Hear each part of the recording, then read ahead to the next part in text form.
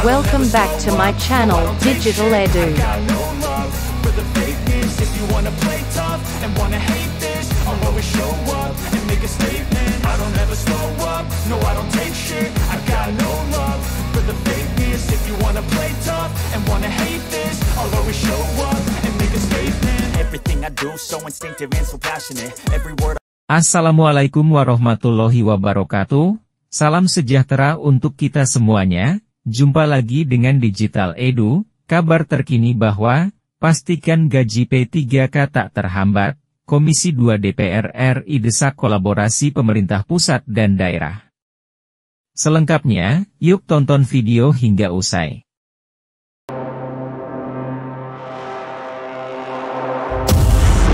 Hingga akhir tahun 2024, pemerintah telah mengangkat tenaga honorer di seluruh Indonesia menjadi pegawai pemerintah dengan perjanjian kerja, P3K. Namun, banyak daerah mengeluhkan pemenuhan hak-hak P3K, terutama terkait dengan gaji yang belum pasti.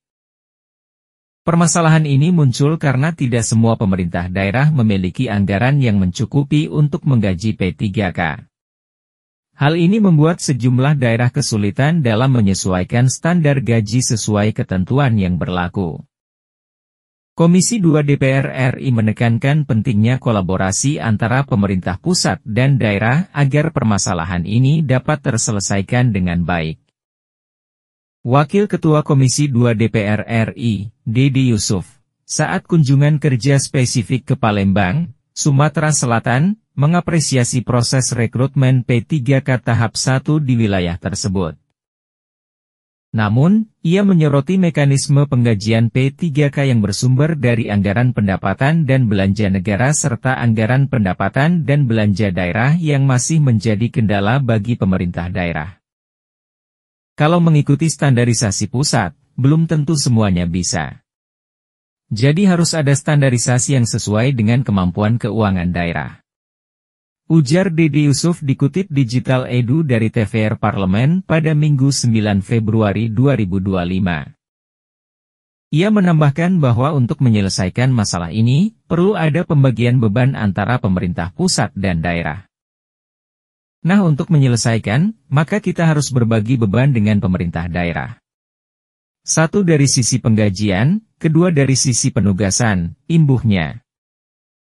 Senada, anggota Komisi 2 DPR RI, Giri Ramanda N. Kiemas, juga menekankan bahwa pemerintah pusat harus memberikan dukungan anggaran agar penggajian P3K bisa berjalan dengan baik. Dengan adanya kepastian hukum dan anggaran yang memadai, kesejahteraan P3K dapat meningkat, terutama bagi mereka yang sebelumnya bekerja sebagai tenaga honorer dengan gaji di bawah upah minimum regional provinsi. Ya, ada beberapa kabupaten kota yang kemampuan keuangannya tidak cukup jika harus mengangkat semua tenaga honorer menjadi P3K dan kemudian memberikan gaji yang layak. Ungkap Giri. Menurutnya, diperlukan afirmasi dari pemerintah pusat agar daerah-daerah dengan keterbatasan anggaran tetap bisa memenuhi kewajiban mereka terhadap P3K.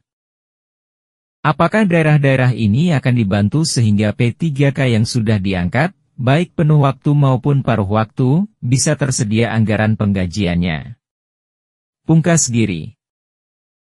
Dengan semakin banyaknya tenaga honorer yang diangkat menjadi P3K, pemerintah pusat dan daerah harus bekerja sama untuk memastikan hak-hak mereka, terutama gaji, dapat dipenuhi secara tepat waktu dan sesuai standar yang layak.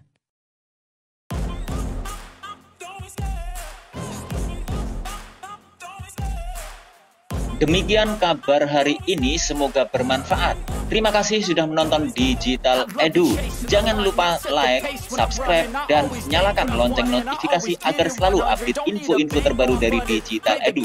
Semoga kita diberi kemudahan dan kelancaran dalam segala urusan, diberi kesehatan, rezeki yang berkah, dan panjang umur. Saya mewakili Digital Edu, mohon maaf bila ada kekurangan. Sampai jumpa pada video selanjutnya. Sekian, wassalamualaikum warahmatullahi wabarakatuh.